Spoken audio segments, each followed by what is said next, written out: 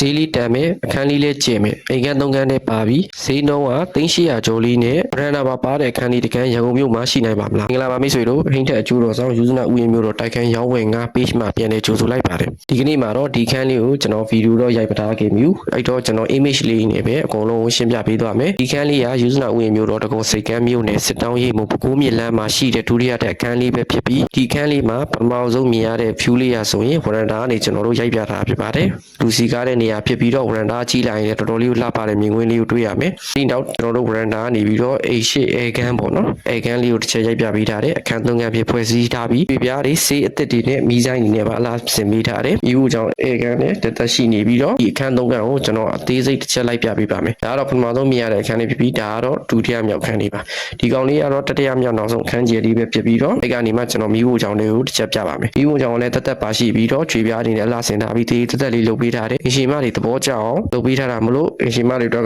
ထူးကောင်းတဲ့မီးဖို့ကြောင့်ခန်းလေးပါပဲ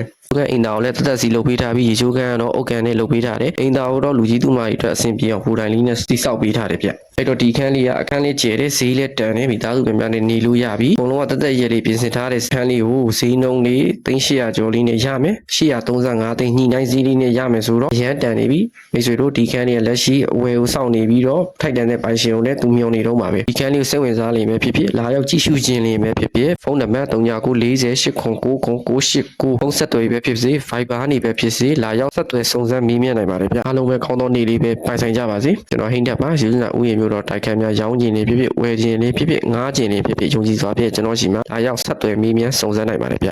အားလုံးကျေးဇူးတင်ပါတယ်ဗျ